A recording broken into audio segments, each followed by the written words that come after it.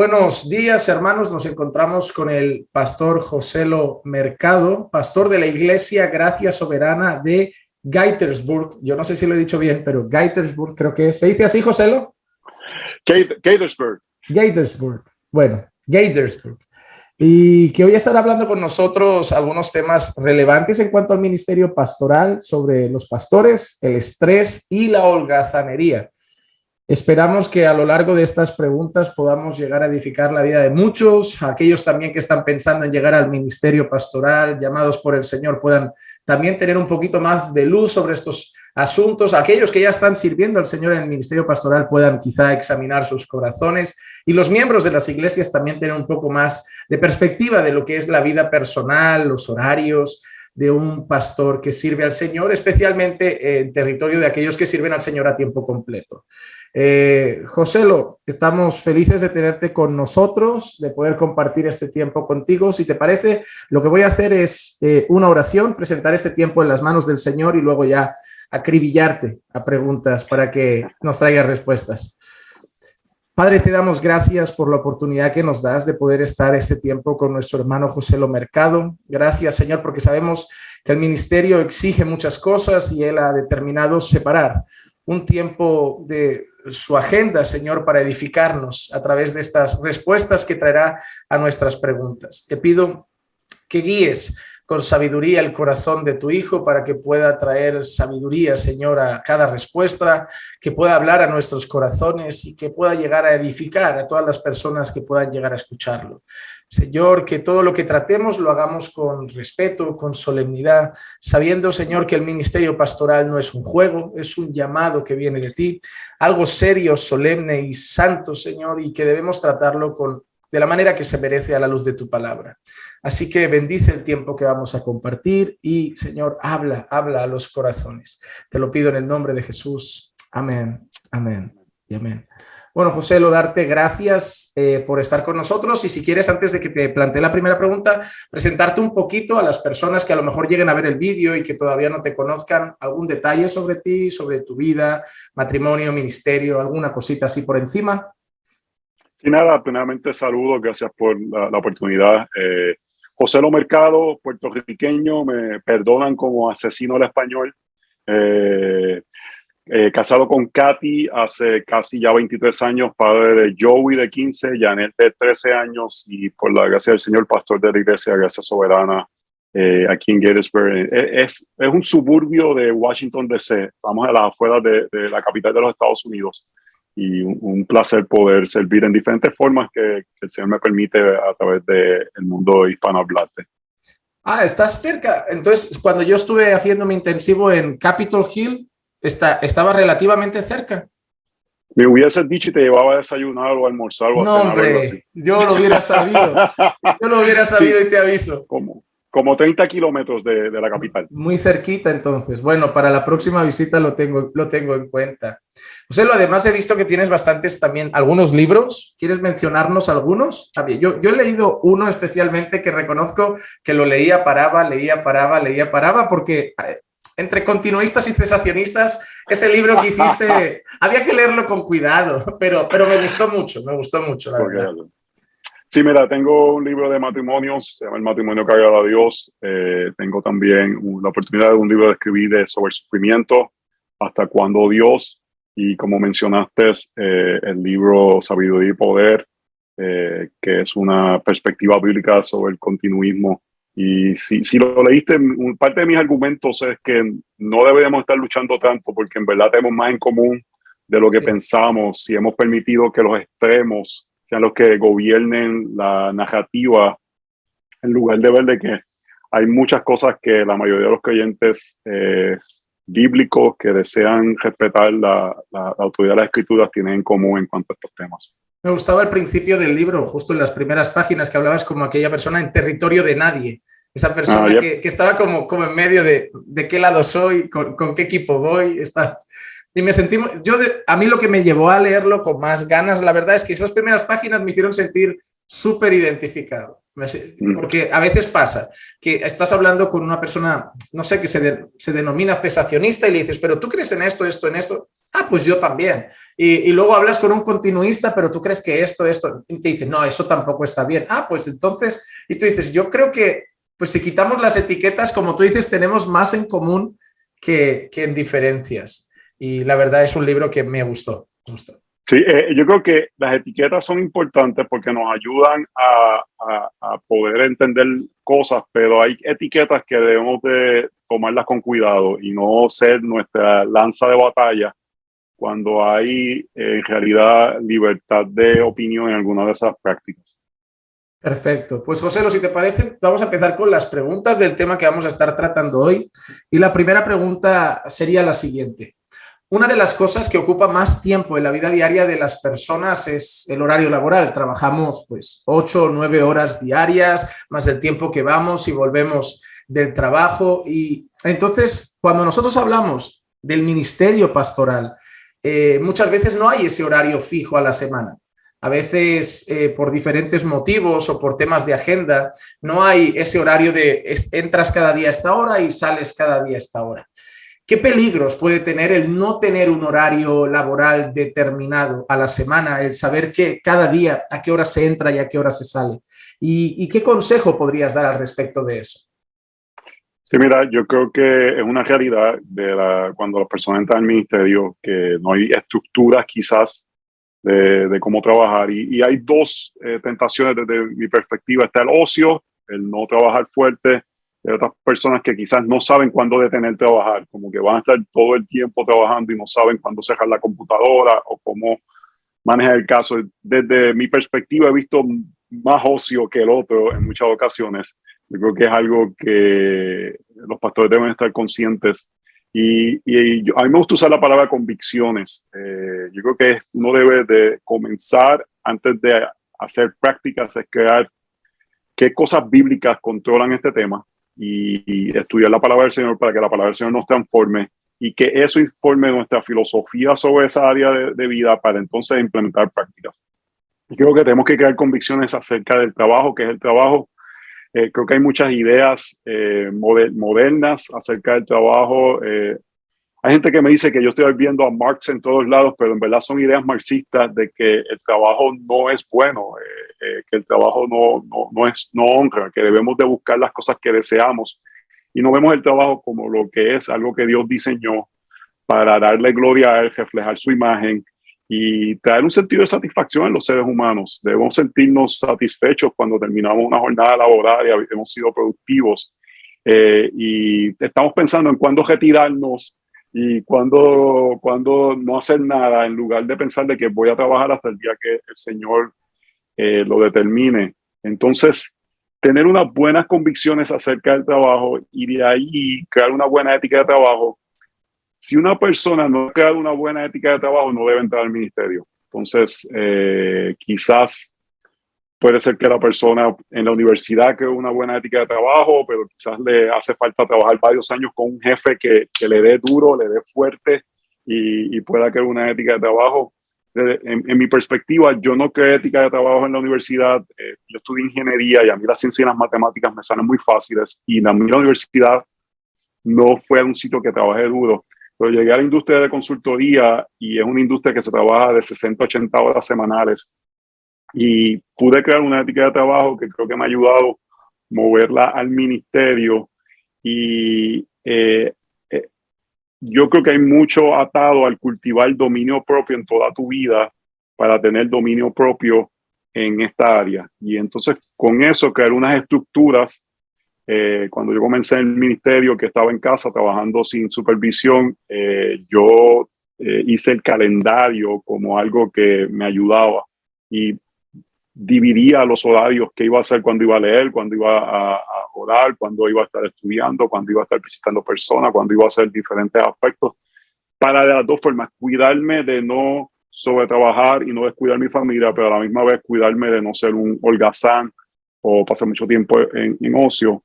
Creo que es bueno, algo práctico, tener un lugar donde trabajas, tener un sitio que sea el lugar, y eso, si estás trabajando en tu casa y es posible, ayuda también a tu familia. Y algo que ayudó a mi esposa fue que nosotros creamos expectativas de que aunque iba a trabajar en casa, cuando esa puerta de la oficina está cerrada, es como si yo estuviese en otro lugar. Obviamente si hay una emergencia, si hay algo, pero no es que cada vez que, no, que si tengo que hacer esto, o el niño está un poco incómodo, en su mente yo estaba en otro lugar, Okay. en otro sitio. Y eso yo creo que le ayudó a ella a poner la expectativa de que aunque yo podía estar disponible, cuando yo estoy trabajando, estamos trabajando, y que la mayoría de los hermanos en la iglesia tienen horario de trabajo que salen del hogar, regresan al hogar, y entonces crear ese tipo de expectativa ayudó a la dinámica familiar. Te voy a dar una cosa, mis hijos todavía no entran a esa puerta a menos que me pidan permiso. Tocan y me dicen, papi, ¿puedo entrar? Y yo soy un padre bien accesible. Yo tengo una parte, yo termino de trabajar a las 6 de la tarde, cierro la computadora y no la vuelvo a abrir. Las noches son de mis hijos, a menos que haya algún compromiso ministerial. Pero durante el día, si ellos quieren accesarme, mi hijo muchas veces ahora me envía correos electrónicos. Papi, necesito esto de ti, porque ellos entienden que aunque estoy en casa, estoy laborando, estoy trabajando, y es un tiempo para ser productivo para lo que Dios me ha llamado a hacer, sea el ministerio, pero también eso aplicaría si no fuera un ministro. Tengo que ser productivo. Algo que hemos dado énfasis en nuestro hogar es que nuestras vidas no son muy diferentes a que seamos un miembro de la congregación. Seríamos comprometidos con la iglesia local si fuéramos pastores o no fuera pastor, porque es lo que un creyente tiene que hacer. Amén. Yo creo que la palabra que has dicho al principio y la que define todo mejor es la palabra convicciones. Si una persona considera el trabajo como un castigo, como por ejemplo aquí en Europa, la mentalidad de llegar a trabajar lo menos posible ganando lo máximo posible, o sea, buscar esa... Sí. Ya hay cursos, hay un montón de coach, de personas que dan cursos de inversión, cómo llegar a invertir así sin hacer nada, ganar mucho, porque las personas ven como el trabajo como una carga, como una prisión, como algo que es un castigo para nosotros. Y yo he entendido, he visto, perdone, y he hablado con muchos creyentes que lo entienden así, como que Génesis muestra que el trabajo es el castigo por el pecado. Y yo, bueno, si tu idea de trabajo es castigo, castigo, castigo, en cuanto puedas librarte de trabajar un poco, lo harás. Y por eso a nivel ministerial, cuando ya no hay unos ojos que te están mirando y supervisando, si tú no tienes una buena convicción de lo que es el trabajo y sobre todo el trabajo delante de Dios, Amén, te va a llevar a buscar atajos para salirte de una buena ética, y acabarás, incluso yo llegando a decir que acabarás pecando contra el Señor en tu trabajo. Pero, José, ahí tú mencionas algo rápido. Tenemos que ver los hispanos nuestra influencia del catolicismo, y que eso está en nuestra cultura, y tiene una visión muy parecida a lo que tú dices, el trabajo como un castigo. Solamente lo que le rinde honor a Dios es el sacerdocio, y deberíamos abrazar una visión de la ética de trabajo protestante que se desarrolló a través de la reforma y puritanos. Y yo he vivido en Latinoamérica y en Estados Unidos, y ambos tienen sus pros y contras, pero la ética de trabajo del norte de Europa y también de los anglosajones de Estados Unidos es muy dada a la influencia protestante, y en el mundo hispano muy dada a la influencia católica. De esa mentalidad, ¿cómo puedo hacer más dinero haciendo lo menos posible? ¿Cómo me puedo montar en un galeón, llegar a América para buscar el mayor oro de ese lugar? Contrario a la mentalidad de los puritanos que fueron a trabajar duro. Sí, así es. Una de las cosas que mencionas, partiendo de esas convicciones, es el no caer en los dos extremos, o la holgazanería, la ociosidad, o esa persona con la que yo sí que me he identificado muchas veces, que deja de lado cosas importantes porque no sabe, bueno, tú te has referido como apagar ya la computadora, ya sigue conectado con el teléfono, en cualquier momento llega una lucecita, un nuevo email ha llegado, no sabe parar. Entonces, los dos extremos son peligrosos. Hablemos primero de ese. Hoy en muchas plataformas se habla de burnout, de ese agotamiento, sobre todo a nivel ministerial, en conferencias, en algunos artículos que se leen en plataformas se lee sobre eso. ¿Qué puede llevar a ese agotamiento? ¿Qué puede llevar a ese agotamiento? ¿Y cuáles son los peligros de llegar a ese agotamiento? Y del mismo modo, ¿cómo llegar a evitarlos? Sí, mira, primero creo que tenemos que no hacer un ídolo de esto del burnout, porque creo que hay muchos holgazanes, porque mencionan que el ministerio es esta tarea tan agotadora. Y hay unas realidades. Yo digo que una de las cosas que muestra la carga de ser pastor, como Pablo dice en 2 Corintios, es que estamos haciendo algo que no va a haber en el cielo porque Jesús va a ser el pastor. Entonces, estamos haciendo una tarea que en el cielo va a haber labor, va a haber trabajo, pero no va a haber pastores porque vamos a tener al pastor de los pastores. Entonces estamos haciendo una tarea que en realidad la carga es diferente en el sentido de que nosotros cargamos a las ovejas en nuestros corazones, las amamos, estamos pensando en ellas, orando por ellas, preocupadas por ellas, pero no nos podemos creer la mentira de que esto es lo peor del mundo, de que esto es tan complicado, esto es tan difícil, y sí mirar que la gente en nuestras congregaciones, somos todos el sacerdocio de los creyentes, glorifican a Dios en sus diferentes aspectos, y actually tenemos que mirar que muchos de ellos tienen trabajos retantes y sirven a la iglesia por encima de sus trabajos retantes. Entonces, para mí me ayuda esta convicción, que es una convicción bíblica, de que yo no soy indispensable. Dios no me necesita. Era determinado en su misericordia usar dones para ciertas formas, pero la iglesia en sí depende del Señor. Y entonces, eso me ayuda a no ver el ministerio como una carga, sino como un privilegio. Es un gozo. Ir a la iglesia los domingos es un gozo. Los domingos que siento esa carga tengo que arrepentirme porque hay un problema en mí, no hay un problema en el ministerio. Cuando yo veo que es este martirio ir a la iglesia, y yo entiendo, hay situaciones difíciles, personas que están siendo complicadas con uno, pero estar en el templo del Señor debe ser un gozo. Y habiendo dicho eso, creo que es importante el saber descansar. Y entonces, nuevamente, una de las cosas que me ayuda a descansar es saber que yo soy indispensable, yo soy indispensable. La iglesia funciona sin mí. Entonces, yo llevo 17, 18 años en el ministerio y de verdad que no me siento cansado, pero creo que ha sido una combinación de descansar en Cristo, de que Jesús sea mi gozo, Jesús sea mi bálsamo, sea mi descanso, pero a la misma vez aplicar descansos apropiados dentro de un ritmo que se determina en la iglesia. Y cuando yo voy a descansar, vamos a descansar. Tratamos de no conectarnos, de no estar pendientes, de dedicarle tiempo a mi familia, de estar conscientes de ellos. Y una de las cosas que siempre hago cuando llego de descanso es apuntarle a la iglesia cosas que sucedieron sin que yo estuviera. Cosas que el ministerio de la iglesia sucedieron sin que dependieran del pastor de la iglesia local.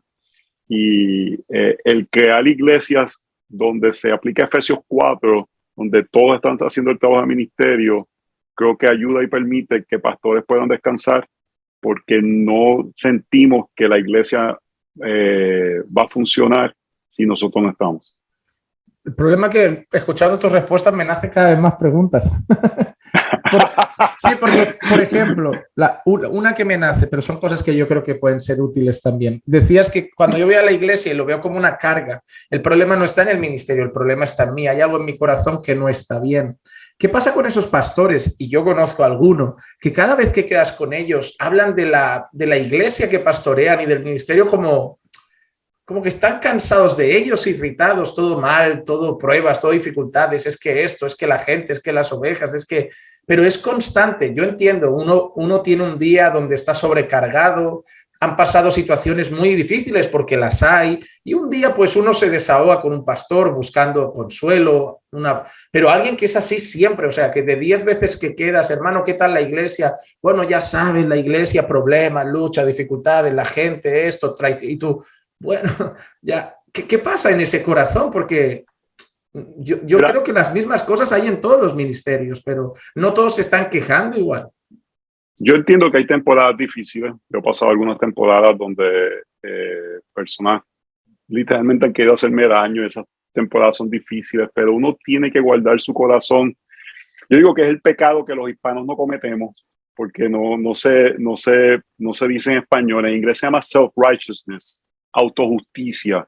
Pero es este sentido de superioridad moral donde pensamos, porque hemos entendido unas cositas más de la gracia del Señor, todo el mundo tiene que saberlo en el momento y no tenemos un sentido de paciencia como Pablo reflejó hacia las ovejas. A mí me ayuda mucho meditar en la carta a los Corintios, donde Pablo, a pesar de todos los problemas que tenían ellos, les anima al principio de la carta. Les dice, mira, yo veo esto pasando en ustedes, los trata como creyentes. La iglesia de Corintios, y luego, más adelante, él utiliza este aspecto de que tenemos que vernos como lo más vil del mundo. Realmente entender la realidad de que hemos sido salvados por gracia. Si hay algo que vemos, si hay algo que podemos hacer es por la gracia del Señor. Y a mí, esto me lo enseñaron, pero trato de ver dónde Dios está trabajando en las personas y no dónde no está trabajando.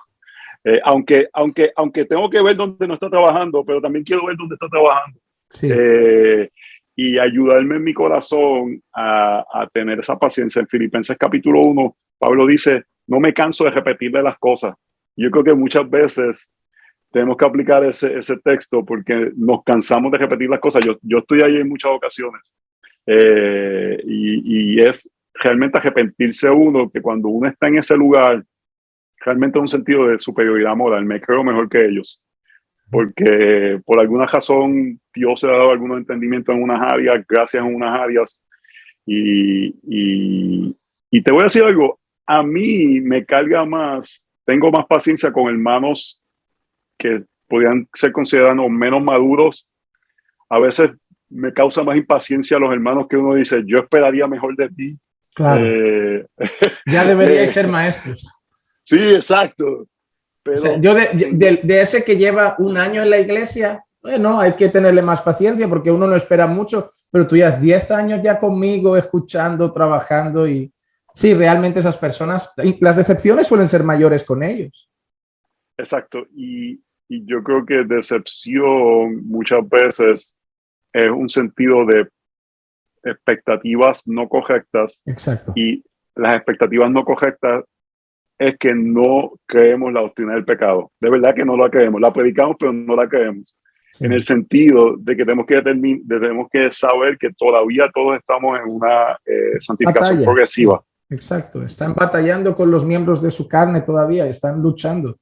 Pero es eso, ¿no? Es lo que sé, pero en el fondo a la práctica digo, pero no querría verlo, no querría que fuera así, pero sí. Otra cosa que has comentado que me ha parecido interesante es cuando dices que la finalidad sería como llegar a Efesios 4, que todos se desarrollaran en el ministerio, que todos los santos pudieran hacer parte del ministerio. Eso tiene que ver con la respuesta que me acabas de dar y yo quiero decir algo. Puede ser que haya pastores que en el fondo no quieran ser reemplazables, que en el fondo haya ese, no sé si es celo, yo creo que sobre todo por los plantadores, a mí me pasó al principio, cuando la iglesia Caminando por Fe nace en casa, éramos 3 personas, ¿no? Ahora la gente llega y ve eso, 300, 250, 300 personas y cree que siempre ha sido así, pero nació en casa, hemos tenido divisiones, han habido lágrimas, y en el corazón de un pastor que ha plantado esa obra, que ha fundado una obra, a veces es como, esto es mío, esto es mío, esto lo empecé yo, y reconozco que al principio del ministerio, los 3 primeros o 4 primeros años, yo tenía un poco esa lucha en el corazón de convencerme a mí mismo que sí, empezó en casa, pero esto es del Señor, esto no es tuyo, esto no es tu empresa, esto no te vas a jubilar con ello, mañana puede ser que no estés aquí, pero hay una lucha y yo creo que en el corazón de algunos pastores puede ser que esté eso, ¿no? El decir, no quiero ser reemplazable, yo quiero estar aquí, yo quiero que me necesiten. Yo no quiero que mañana llegue otro y me digan, mira, lo hace mejor, te puedes ir a descansar. Yo quiero que no quiero que me quiten el trabajo. Y algo que he aprendido, que me ha ayudado, es que cierta forma Dios nos ha dado una carga mayor por esa iglesia local. Parte del rol De la misma forma que a veces tú ves que hay hermanos que tienen ciertas cargas, hermanos que quieren ir a la cárcel y quieren que todo el mundo vaya a la cárcel, y si no todo el mundo va a la cárcel, no Se son enfada. verdaderos. ¿Cómo Sí, puede ser que no tengas ese sentir? A mí me pasa con el chico que lleva el grupo de evangelismo a veces, como que yo al principio de que él empezara le dije, mira, yo sé que tú tienes esa carga por salir a las calles, predicar, y le di este consejo, no es que él esté así ahora, pero le di este consejo, le dije, habrá gente que se apuntará, luego dejará de ir, otros irán, dejarán de ir. No te enfades, porque esa carga que está en ti no puedes obligar a que estén todos igual de la misma manera. Así como yo no puedo pretender que todos tengan la carga por esta iglesia local que yo ahora mismo siento. Tú hazlo, pero hazlo porque es una convicción. Volvemos a las convicciones, algo tuyo, personal, pero no esperes que todo el resto vea las cosas de la misma manera y las ame con la misma intensidad. exactamente. Entonces eso se aplica con la iglesia local. Dios le ha dado al pastor, y más un pastor plantador, una carga por ese lugar, y no podemos pretender que todo el mundo tenga la misma. Lo que podemos es que cumplan con los requisitos de un creyente de compromiso de la iglesia local, pero no van. Y a veces como que pensamos que no aman al Señor suficiente si no tienen ese mismo ímpetu que nosotros. Exacto, pero no debería ser. José, nos vamos ahora al otro extremo. Hemos pasado por el burnout, el estrés, el agotamiento, por no tener unas convicciones así. Ahora vamos a la holgazanería, vamos al peligro de la holgazanería en el ministerio pastoral. Al no tener un jefe que nos supervisa, al no tener ojos que nos están mirando todo el tiempo, alguien que vea qué hora me levanto, cuándo empieza mi jornada, cuántos descansos hago. Puedo llegar a una vida ociosa a nivel ministerial, a una vida realmente de dejadez, relajada al extremo. ¿Qué crees que puede llevar a esa dejadez? ¿Qué cosas crees que pueden llevar a esa vida un poco holgazana en el ministerio? ¿Y cuáles son los peligros de ese tipo de vida ministerial? ¿Es algo alarmante para el ministerio y peligroso incluso para la iglesia? Sí, yo creo que es descalificante para una persona que no trabaja duro, porque el ocio, la Biblia lo presenta como algo pecaminoso, y el ocio lleva a muchos lugares que no son buenos. Vemos cuando Pablo habla de estas mujeres que están ociosas y hablando y diciendo cosas que no son correctas. Cuando nuestra mente no está ocupada en lo que debe ser, va a pensar en las cosas que no deben ser. Entonces, en el ministerio debemos abrazar esta idea de ser productivo. A mí una de las preguntas que más me hacen muchas veces es, ¿cómo tú logras tanto? Pastor de una iglesia, viajas, escribes libros. Exacto, sí, lo hacen mucho. ¿Cómo llegas a todo? ¿Cómo llegas a todo? Mi respuesta, yo creo que a veces yo veo gente que quieren realmente aprender, pero hay otros que quieren que yo le dé como una varita mágica de hacer lo que tú dices. ¿Cómo puedo hacer mucho sin trabajar mucho? Sí. Y mi respuesta no es muy complicada. Yo me levanto todos los días 5:15, 5:30 de la mañana, y le doy con todo lo que tengo por la gracia del Señor. El trabajar, una idea que nos han dicho es que tú tienes que amar lo que haces. El trabajo, al final de cuentas, no es que tú ames lo que haces. Yo amo ser pastor, pero el trabajo es acerca de ser productivo, de reflejar la imagen de Dios, de subyugar la tierra, de reflejar principios del carácter de Dios, y muchas tareas no son que uno va a sentirse que las disfrutas. Eso estaba hablando ayer con nuestros hijos acerca de su carga académica, de que hay clases que le gustan y hay clases que no le gustan. Como quiera tienes que hacer, porque muchas cosas a uno no le gusta. Yo creo que una de las cosas que se choca a muchos pastores que no han entendido a qué están entrando, y tienen una visión nostálgica. Todo el mundo quiere predicar 50 minutos, que gente lo escuchen, que te digan qué maravilloso eres, que ese mensaje cambió tu vida, pero el pastorado es una de las tareas más repetitivas. Es como, hay una película en Estados Unidos que se llama Groundhog Day, que es un hombre que vive el mismo día, el mismo día, el mismo día. Sí, sé cuál es, sí. El pastorado es la misma semana, la misma semana, la misma semana, la misma semana, la misma semana. Sí. Puede ser un poco colapsante. Sí. Tú te predicas el domingo, estás cansado, yo descanso el lunes, porque el martes comienza el mismo ciclo. y es realmente hacerlo para el Señor, porque la mayoría del tiempo estás solo, nadie te ve. Y si tú eres una persona que no tienes una ética de trabajo, entonces es entender cuál es tu tentación y tener estructuras para que te ayuden a no caer en esa tentación. Pero la razón que tú pones las estructuras es porque tienes una convicción de que quieres ser fiel al Señor. No, porque estructuras sin convicción, la gente busca cómo vencer las estructuras. Es como la persona que quiere vencer la pornografía y pone un software en su computadora para que no... Si tú quieres ver pornografía, va a buscar la forma de hacerlo. Exacto. Lo mismo es con este aspecto. Si tú quieres ser un holgazán, vas a encontrar la forma de hacerlo.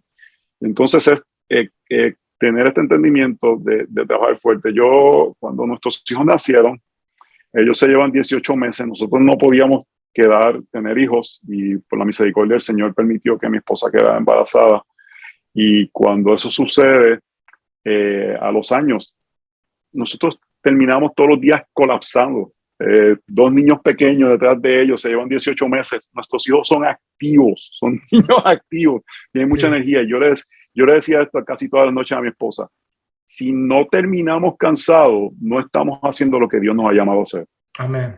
Amén. Entonces, creo que no nos gusta sentirnos cansados. Sí. Es algo... Vemos el cansancio como el resultado de algo malo. Oh, estoy cansado. No. Siempre decimos estoy cansado como si fuera algo malo. Oh, estoy cansado. Bueno, normal. La vida, el trabajo cansa. Una buena paternidad requiere mucho esfuerzo, mucho tiempo con ellos, mucho consejo, tareas, y eso cansa, es agotador. Pero eso no es malo. Como yo creo que tú sabes, mi esposa y yo somos de hacer mucho ejercicio. Y hablamos de es un cansancio después de hacer ejercicio, que es un cansancio como que se siente, ay, qué rico. A mí me han hablado de ese cansancio, tengo que empezar a experimentarlo.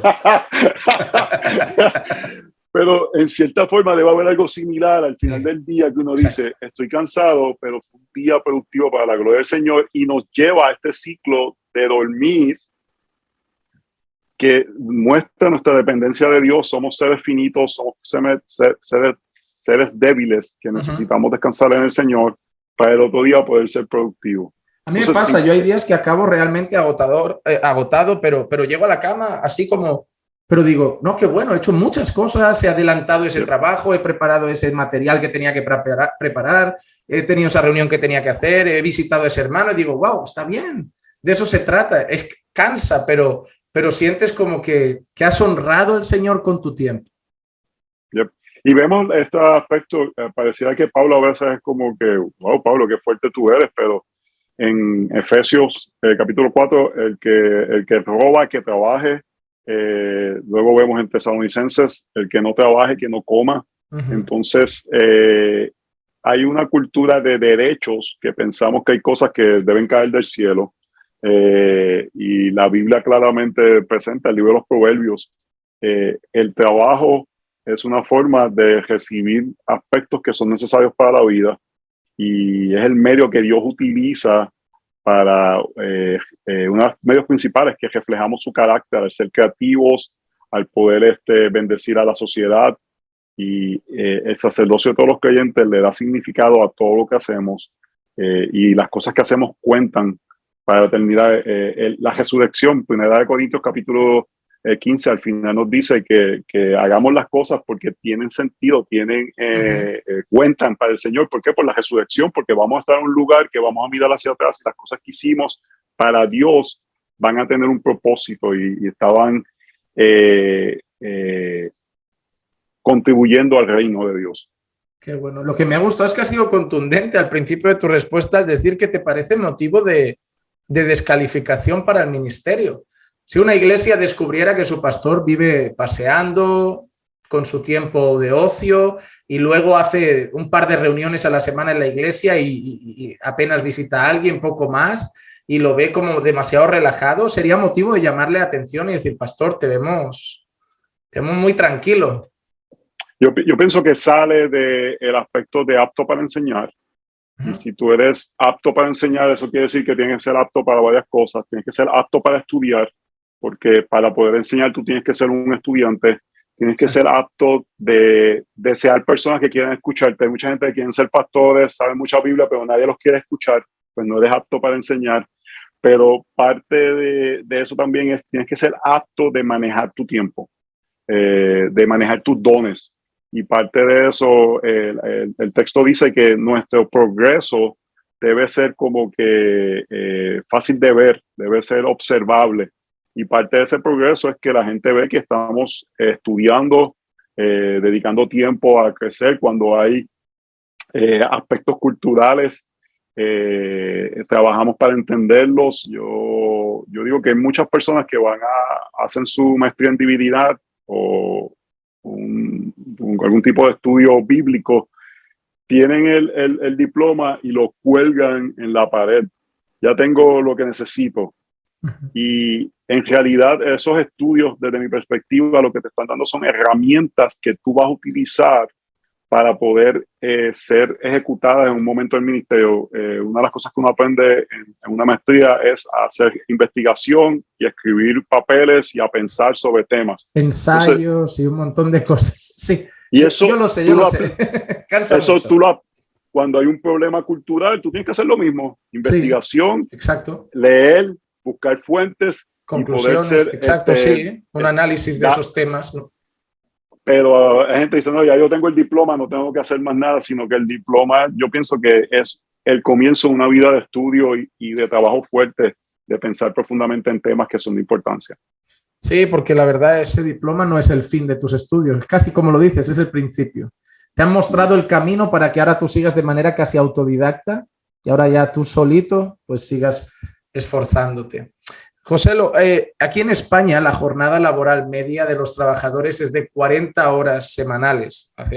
Usualmente son 8 horas diarias, 5 días a la semana. Eso puede variar, pero es lo que en términos legales conocemos como jornada completa. Más allá de eso, pues hay horas extras, hay otras cosas.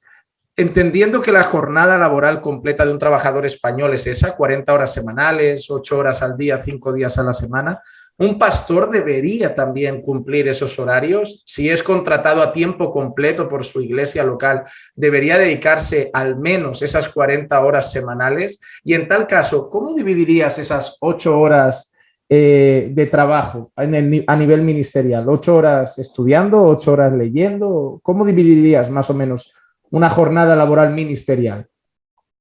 Mira, yo pienso que lo mínimo que un pastor debe trabajar es lo que se espera que se trabaje en el lugar donde él vive. Es lo mínimo que debe hacer. En el caso nuestro, yo tengo una jornada de 55 horas a la semana.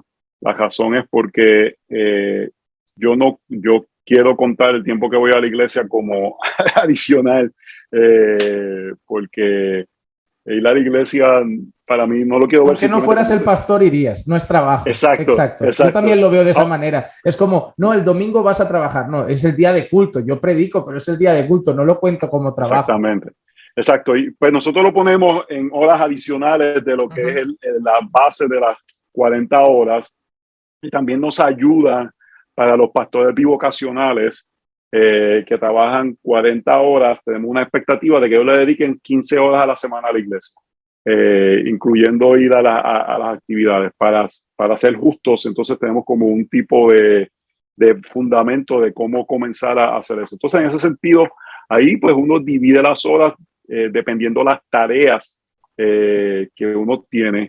Yo por lo menos no soy de las personas que dejo el sermón para lo último, básicamente dedico tiempo cada día.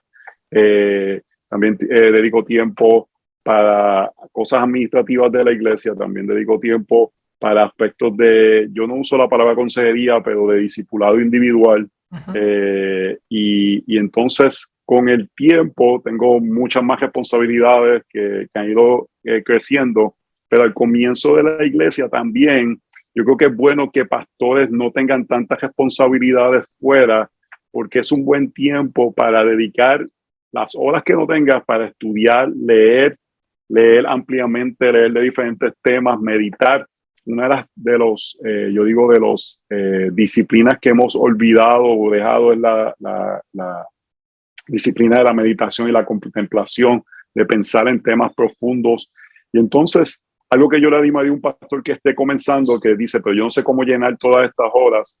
Busca temas de importancia relevantes a tu iglesia y comienza a estudiarlos. La Santa Cena, el congregarnos, el bautismo, discipulado, las misiones, y termina uno y comienzas con el otro. Crianza de los hijos. Y entonces comienzas a tener un ciclo de aspectos de estudio para que cuando tengas una edad mayor puedas tener como con un conocimiento más amplio de aspectos y pueda ser de bendición para poder comunicar verdades que son importantes dentro de la palabra del Señor. Qué bueno. Una de las cosas que más se escucha hablar dentro del ministerio pastoral, y yo estoy de acuerdo, es que la parte más importante quizá sería la predicación y la enseñanza de la palabra de Dios. No sé, vemos quizá Hechos 6 a los apóstoles diciendo, no es bueno que nosotros atendamos las mesas, porque si no descuidaríamos la palabra y la oración. Entonces, viendo ese pasaje y leyendo muchos libros sobre los temas fundamentales del ministerio, la enseñanza y la predicación de las escrituras siempre está ahí como en el número 1. Pero lo hemos llevado hasta un punto en que vemos a muchos pastores que viven en pos de la enseñanza, la predicación, lectura y estudio, pero ya no pasan apenas tiempo con las ovejas, que a lo mejor entre semana van a los cultos a predicar y a enseñar, pero no tienen ninguna reunión, ninguna visita, no hay ningún trato cercano y personal con las ovejas. Simplemente es como, no, lo más importante es la enseñanza y es lo único que acaban haciendo. Eso ha llevado a muchos a esa situación, a descuidar quizá, a descuidar un poquito a las almas de lado. ¿Crees que ha podido llegar a pasar eso? Sí, la realidad es que la tradición reformada, removimos los altares porque ya hay un sacrificio, necesitamos un sacrificio adicional, católicos. Yo tuve la oportunidad de la iglesia de Zwingli y se remueve el altar, pero se levanta el púlpito yo tengo esa convicción de que el púlpito es el momento donde principalmente pastoreamos a la iglesia, pero yo creo que es una mentalidad nuevamente católica que nos separamos de la comunidad de creyentes. Realmente creemos que tenemos este rol tan diferente, tan aparte, que no podemos ser parte de la iglesia, y para mí, desde mi perspectiva, la iglesia local siempre debe pensar que estamos disponibles de formas adecuadas. Ellos deben saber que estás ocupado, pero que estás disponible, y que ellos son prioridad. Y una de las razones en las cuales yo hago viajes cortos es para eso mismo, que yo no quiero sentir que aunque estoy sirviendo localmente, nunca vaya a pasar mucho tiempo sin que yo esté disponible. Pero a la misma vez creo que debemos de desarrollar una cultura de Efesios 4, como comenté, donde en lugar de tener esta visión terapéutica de que solamente el pastor es el que puede resolver mis problemas, sino que es la comunidad de creyentes juntos. Y nosotros vivimos esa comunidad de creyentes. Y una de las formas es practicando el sentido de Primera de Timoteo capítulo 3 de hospitalidad. Nuestras casas deben estar de una forma adecuada nuevamente con hermanos de la iglesia, y para mí eso es una de las formas principales de discipulado. No es solamente haciendo una clase de discipulado, sino viviendo con personas, compartiendo, ellos viendo cómo yo cuido a mis hijos cuando yo estoy en casa, cuando me molesto con ellos, cómo reacciono con eso, cómo trato a mi esposa. Entonces es realmente crear un sentido de comunidad. Yo te voy a hacer una práctica personal. No estoy diciendo que otras personas deben hacerlo, pero yo trato de que no me llamen pastor en la iglesia.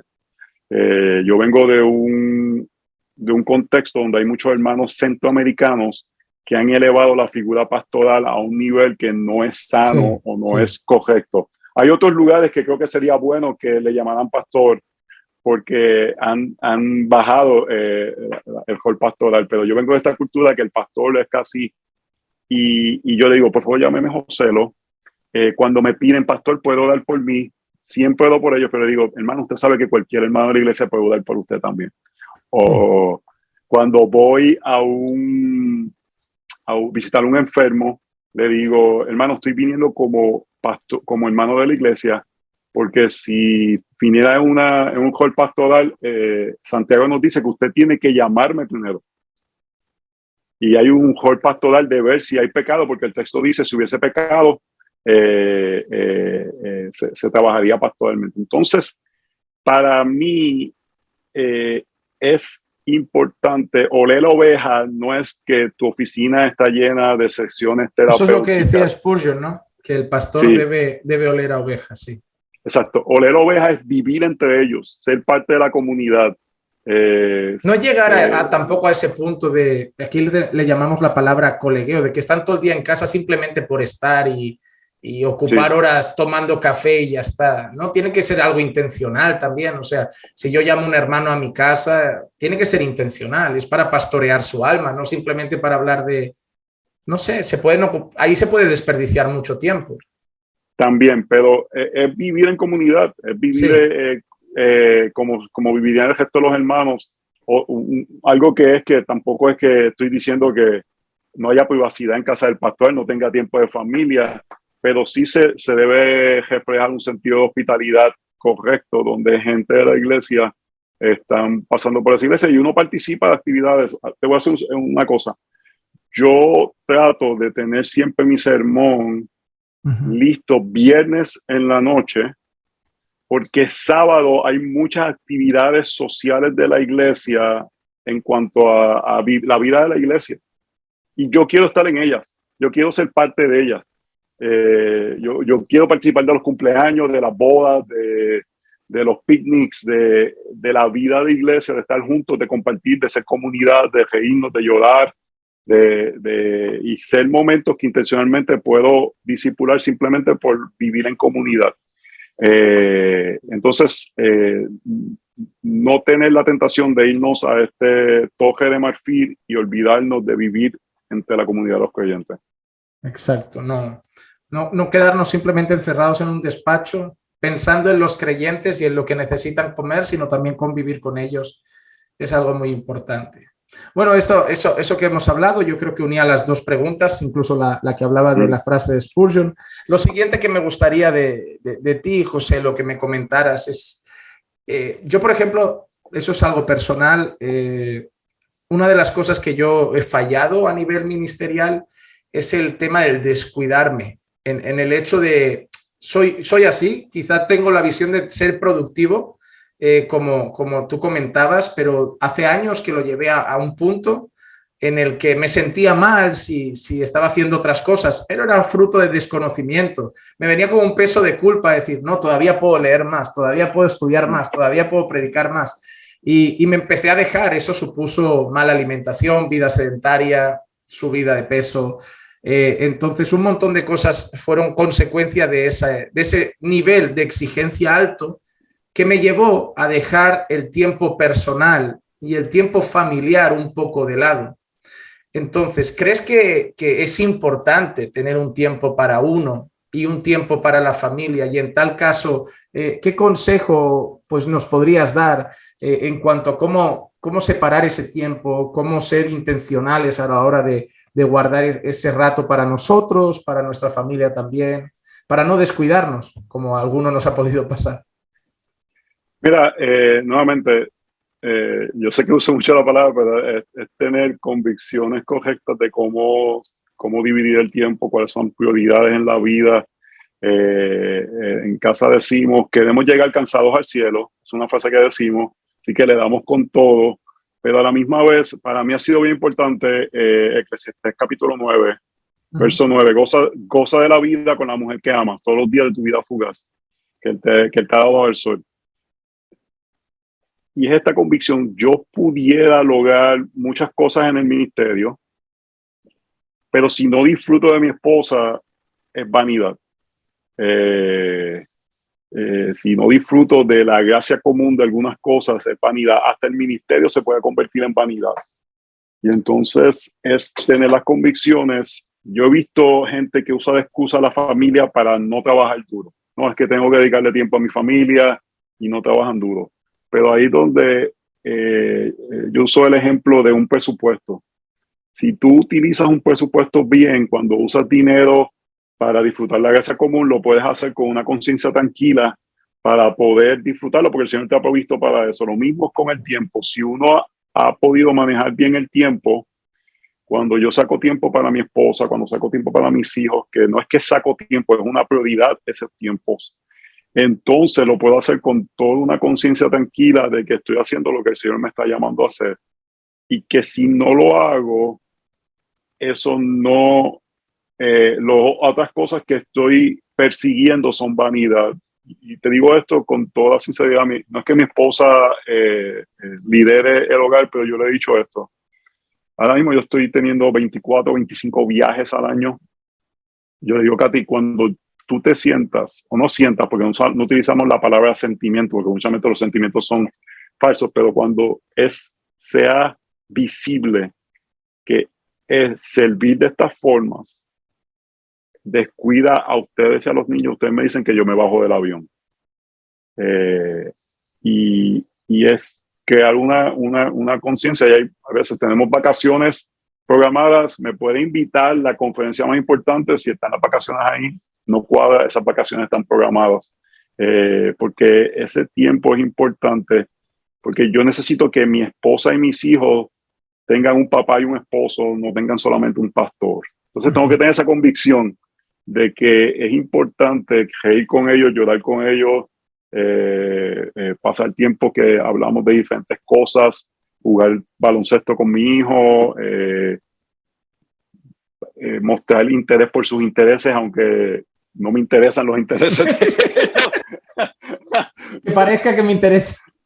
No, y yo se lo digo, vamos a suponer, no sé, en diferentes culturas, a mi hijo le interesa un poco las películas de los superhéroes, a mí no me interesa, la ficción nunca me ha interesado, pero yo se lo digo, yo estoy haciendo esto porque te amo, y si te interesa a ti, me debe interesar a mí. Y entonces tener una convicción, y algo que le decimos a nuestros hijos constantemente, no somos diferentes. Y le hemos tratado de inculcar a nuestros hijos que el ministerio es una bendición, ellos son parte. Tratamos de llevarlo. Una de las cosas que el homeschooling ha permitido es que ellos no me pueden acompañar a muchos lugares, y que es un gozo servir al Señor. Nosotros no usamos la palabra sacrificio en esta casa. Yo dejé una carrera muy bien remunerada, muchas cosas. Eso no es un sacrificio, servir al Señor es un gozo. Y uno tiene que creerse esas cosas y comunicárselo a sus hijos, y nuestro énfasis a nuestros hijos es mostrarles las bendiciones que hemos tenido en el ministerio, en vivir en comunidad. Ahora mismo tengo la oportunidad de ir para una conferencia en Santo Domingo por su causa. Yo digo, sí, mis hijos van a tener, qué bueno. Mis hijos van a tener la oportunidad de sentarse en la mesa con Miguel Núñez, con Sujel Michelén, con Otto Sánchez, que son amigos personales. Qué bendición para ellos. Entonces se lo presentamos como que la vida del ministerio no es esto que es separado de nuestra familia, sino que es esto que hacemos porque somos creyentes. Y algo que yo practico, que creo que ha ayudado mucho en eso, es donde quiera que yo esté en el mundo, voy a buscar una iglesia donde congregarme. Porque quiero comunicarle a mis hijos, vamos a la iglesia porque somos cristianos, no vamos a la iglesia porque papi es el pastor. Sí, creo que eso es maravilloso, porque si los hijos solo van a la iglesia donde el padre pastorea y luego salen de vacaciones 2 semanas y esas 2 semanas no congregan, da la sensación de que la iglesia es el trabajo de papá, y eso puede darles una idea muy equivocada, muy equivocada. El único sitio que no encontré fue en Santorini, como que no había iglesia en Santorini. Quizás hay que ir a plantar allá, pero... ¿Vas a alguna iglesia que no compartas denominacionalmente por el hecho de congregar? ¿O buscas siempre de tu misma línea?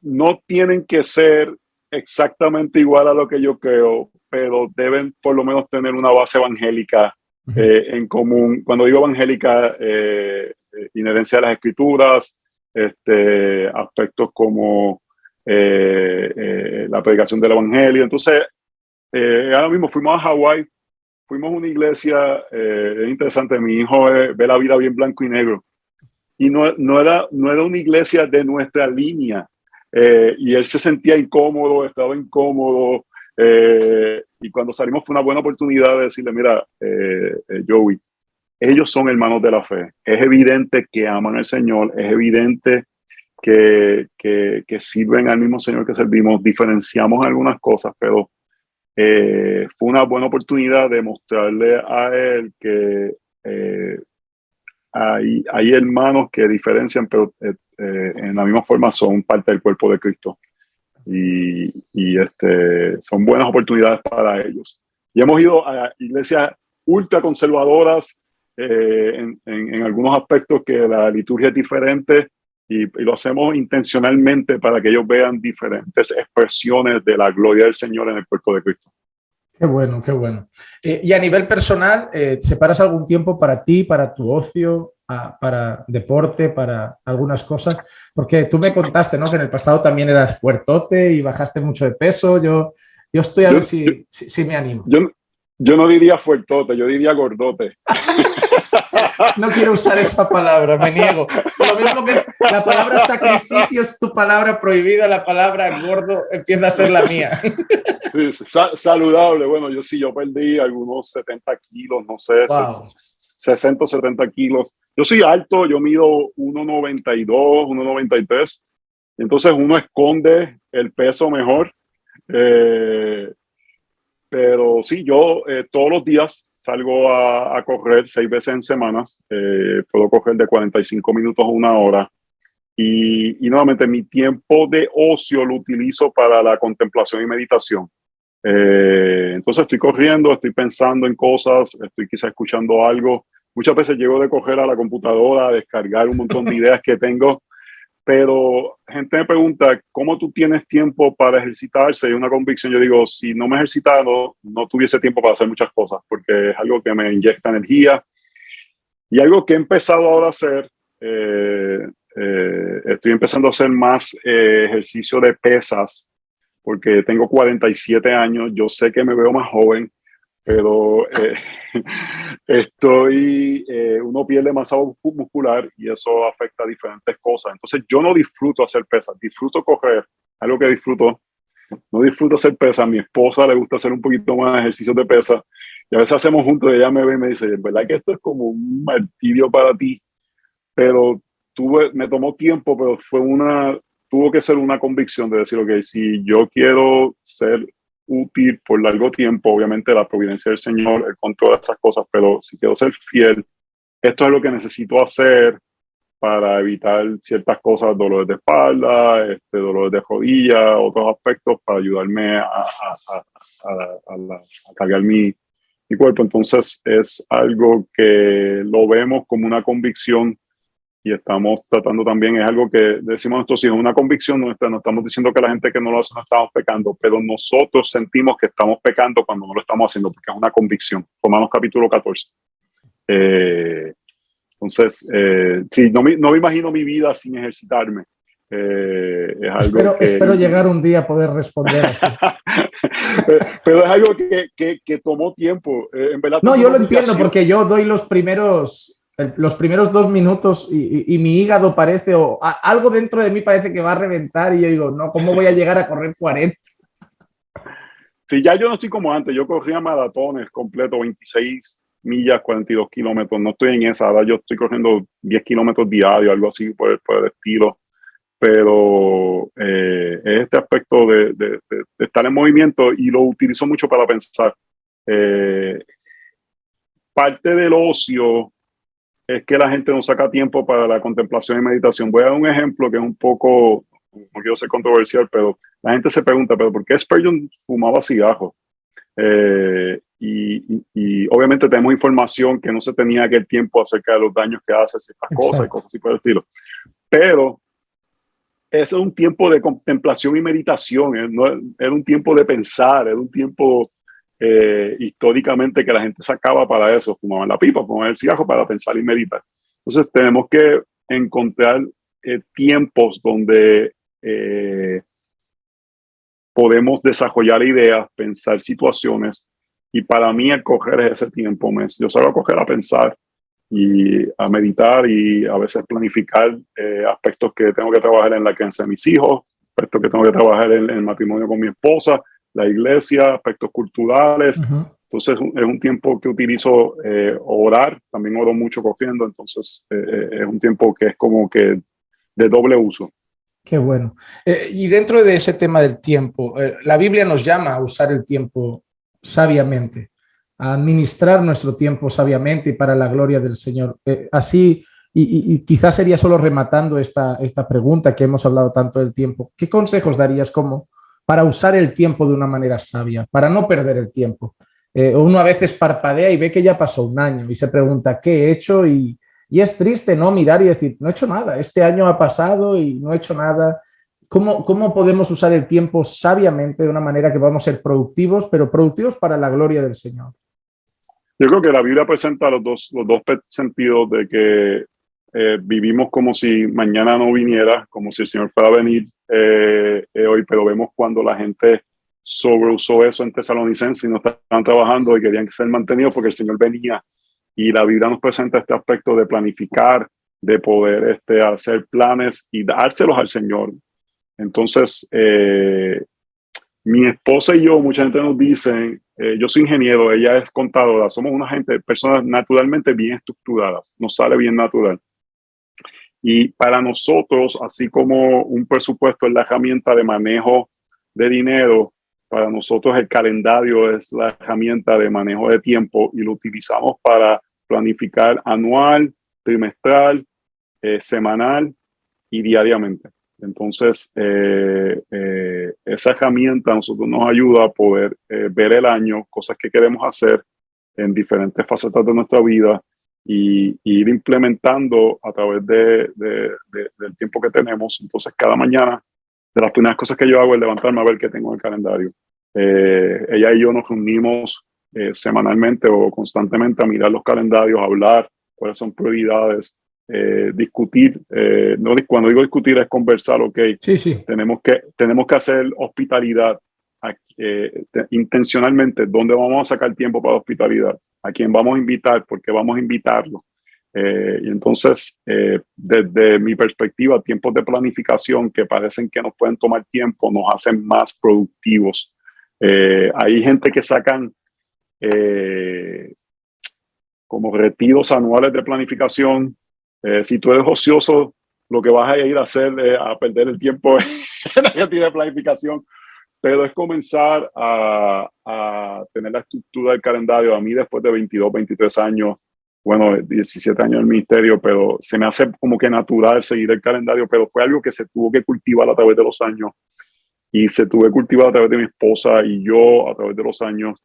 Ver que el tiempo es un recurso que tenemos y saber utilizarlo sabiamente. Entonces, por lo menos yo planifico cuántos libros me quiero leer en el año, qué temas quiero leer, cómo los voy a cubrir. Lo que he aprendido es que cosas usualmente no salen aleatoriamente, salen por intencionalidad.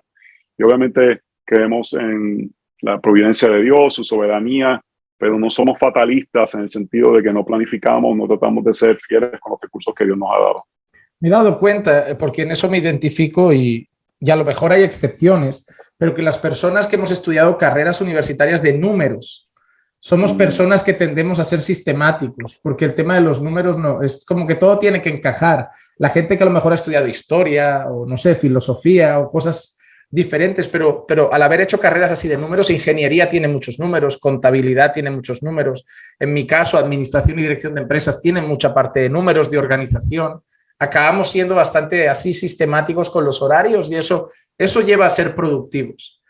Y sí, dime. Ahí yo creo que siempre yo digo a la gente, tú tienes que ver cuál es tu tendencia. Entonces, no quiero presentar que el ser estructurado es el máximo nivel de piedad. No, te Porque entiendo, sí. el ser estructurado tiene sus deficiencias y uno tiene que aprender a ser flexible. Exacto. En momentos cuando algo te entra y no está en el calendario.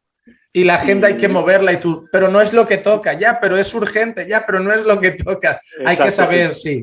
Entonces, esa es mi tendencia, pero la gente que tienden quizás a no ser tan estructurada, que son más flexibles, que eso tiene también su bondad en su momento, porque están en una situación y saben cómo responder sin ponerse ansiosos, tienen que aprender, ok, mi tendencia es esta, tengo que trabajar para poder ser un poco más estructurado. Exacto. Y eso ambas cuestan. A la persona que no le sale natural, es ambos trabajar, porque nuestra fortaleza muchas veces se convierte en nuestras debilidades. Y cuando eres demasiado estructurado, demasiado ahí cuadriculado. Si algo te saca, te roba el gozo, y ahí es donde vamos a ver pastoralmente. Si yo tengo una semana que la saqué para hacer algo y hubo una urgencia, servir a ese hermano debe ser un gozo. Algo que nos ha ayudado en nuestra iglesia es que definimos lo que son urgencias pastorales. Y porque si no, siempre vives en urgencias. Sí, para todos lo suyo es urgente. Y vamos a ver, por ejemplo, alguien me dice, pastor, me tengo que reunir contigo urgentemente. Y yo le digo, ok, aquí en Estados Unidos la vida comienza bien temprano. Mañana, 5 de la mañana, Starbucks. No, pastor, bueno, pues no es tan urgente. No es tan urgente, porque todos quieren reunirse a la hora de la cena. Sí. Que estoy con mi familia. Entonces, yo estoy dispuesto a sacrificar la hora de la cena de mi familia. Por algo realmente urgente. Exactamente. Exacto. Pero no que llegues y te encuentres ahí hablando y digas, para eso he dejado a mis hijos allí y esto se podía haber hablado en cualquier momento. Exactamente. Entonces, bueno, voy a tomar nota de eso, de crear en la iglesia una cultura de entender lo que es realmente urgente y lo que puede esperar. Yo creo que eso ayuda. Quieres ser una persona accesible, pero a la misma vez la gente entendiendo que tiene limitaciones. Algo que yo digo muchas veces desde el púlpito: yo no puedo ser mejor amigo de todo el mundo en la iglesia.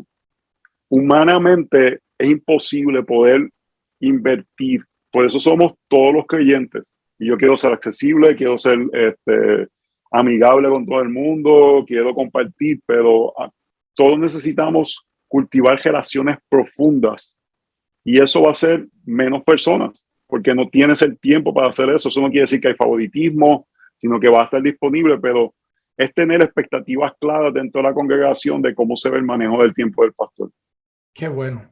Y para terminar esa parte del tiempo, una de las cosas que me he dado cuenta es la siguiente. Cuando yo llego yo conozco las doctrinas de la gracia, salgo de la denominación en la que estaba, empiezo a estar entre personas de otra línea denominacional, empiezo a escuchar mucho hablar de autores como Spurgeon, Jonathan Edwards, George Whitefield, hombres que marcaron épocas, que marcaron generaciones, y veo luego cuánto énfasis, importancia se le da a sus vidas, a sus ministerios, a cómo llevaban a cabo la predicación, la enseñanza. Y veo que eran hombres muchas veces que predicaban prácticamente todos los días de la semana.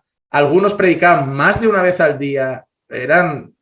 Y luego me encuentro con pastores que hablan de ellos como si fueran el referente, pero me dicen, hoy estoy agobiado, esta semana me toca predicar 3 veces. Y claro, yo no sé si yo soy demasiado exigente o veo que algo no me cuadra, porque yo no veo que fueran superhéroes, veo que eran hombres comunes.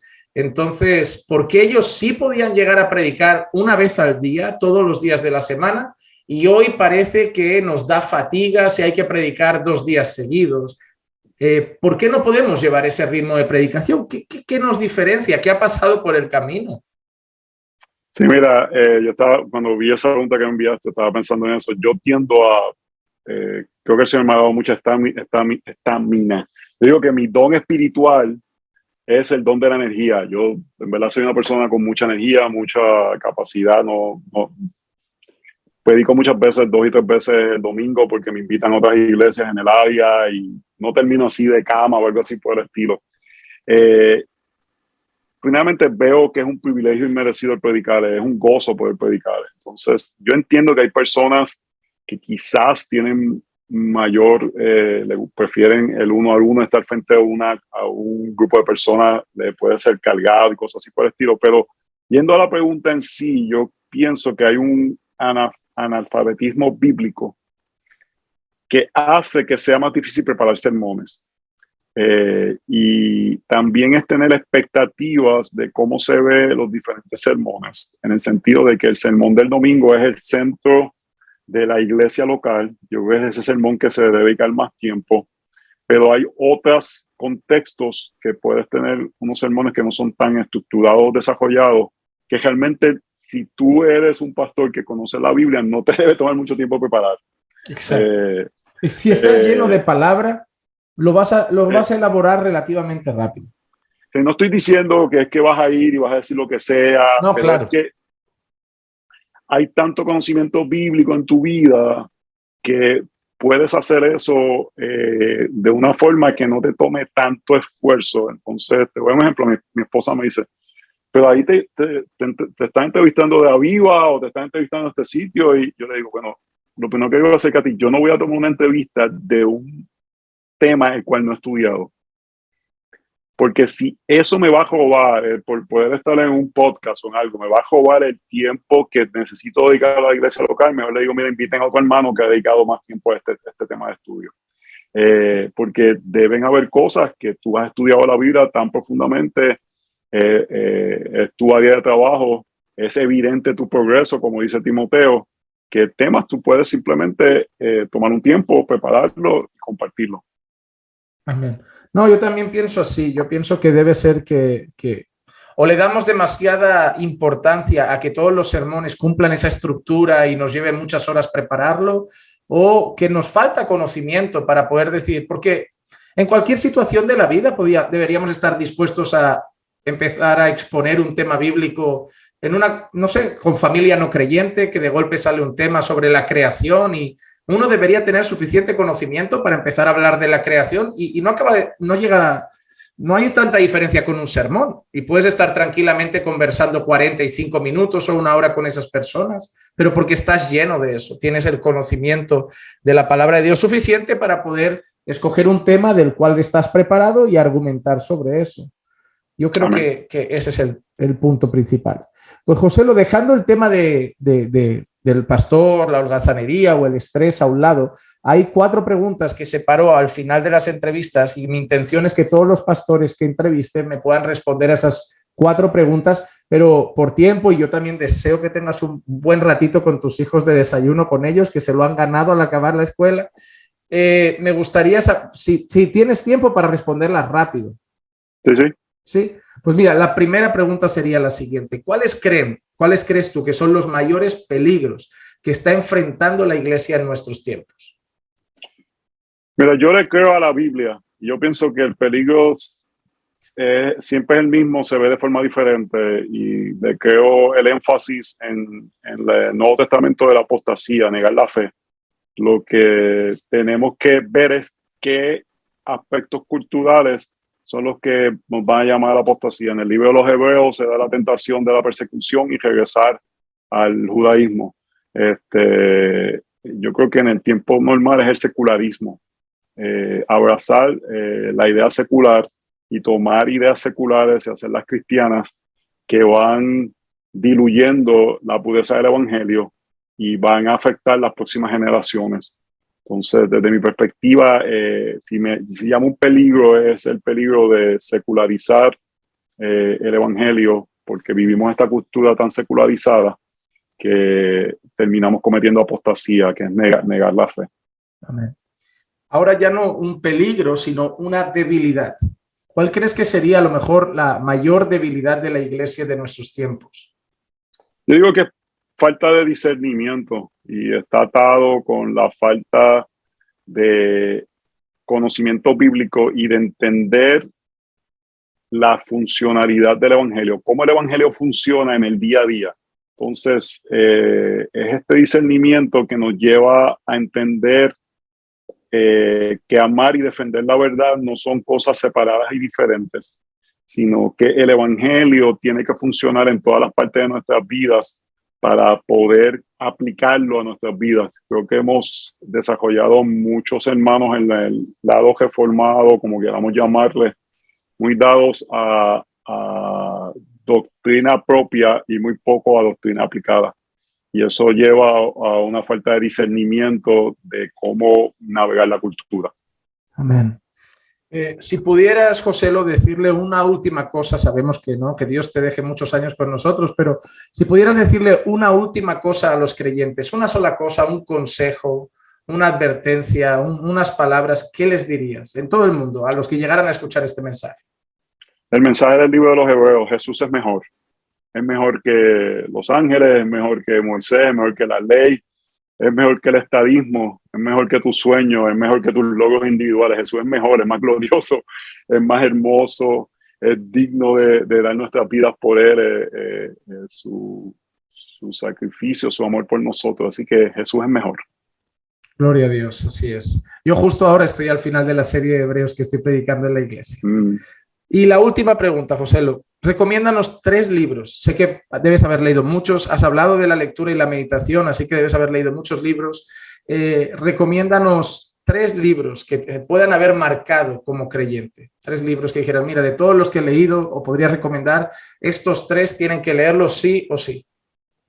Y mira, antes de decir eso, le animo a la gente que lean amplio, no lean solamente teología propia, lean teología aplicada, lean biografías, lean aspectos filosóficos, lean amplio y tengan una dieta amplia de lectura.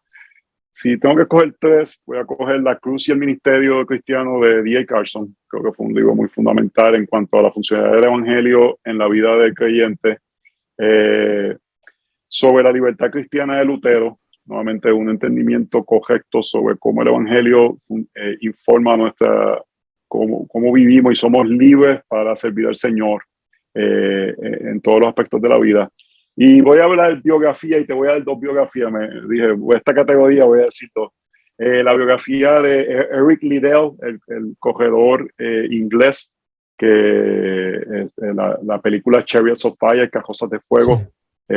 Yo tengo una foto de él aquí en cuanto a que vivimos por convicciones cristianas, por lo que el Señor nos llama a hacer, no vivimos por lo que sentimos. Y reciente le animo a que lean la biografía de R.C. Sproul.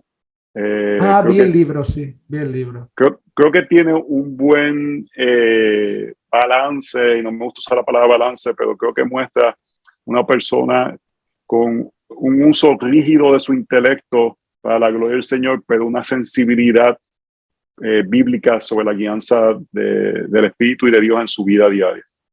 Gloria al Señor. Pues José, lo hemos llegado al final de la entrevista. Darte muchas gracias por haber separado este tiempo y más hoy hablando de tiempo y de cómo usarlo sabiamente, que nos hayas dado este tiempo que en tu horario es temprano y que lo hayas separado para edificar nuestras vidas con estas preguntas. De verdad que ha sido de muchísima bendición, de mucha edificación para mí a nivel personal también. Tendré en cuenta algunas cosas. Quizá dentro de un año te estoy diciendo que estoy haciendo 15 kilómetros al día.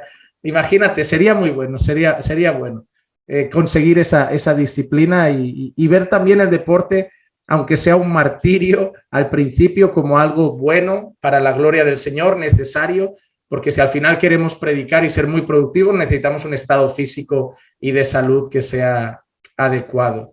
Así que muchísimas gracias por todas las respuestas y si te parece bien, oramos para dar gracias al Señor por este tiempo. Padre, te quiero dar gracias por la vida de Joselo, de su ministerio, de su esposa e hijos, de su vida. Gracias, Señor, por todo lo que ha aportado, Señor, con cada una de las respuestas, por la sabiduría que tú le has dado a través del conocimiento que ha adquirido en tu palabra año tras año. Y por habernos compartido, Señor, las cosas que hay en su corazón también. Te pedimos, Señor, que podamos usar esas respuestas de una manera sabia, que podamos examinarnos a la luz de lo que hemos escuchado y que podamos tomar las decisiones adecuadas para una vida que te dé más y más a ti la gloria. Que puedas seguir bendiciendo el ministerio de nuestro hermano, su familia, que puedas seguir guiando sus pasos y su corazón, para que pueda seguir siendo un siervo en medio de tu pueblo que te da la gloria con todo lo que hace. Bendícelo, Señor, y bendice a los hermanos que escucharán este vídeo, estas respuestas, estas preguntas, Señor, y que sea usado todo para edificación de tu iglesia. Y te pedimos todo eso en el nombre de Jesús. Amén. Amén.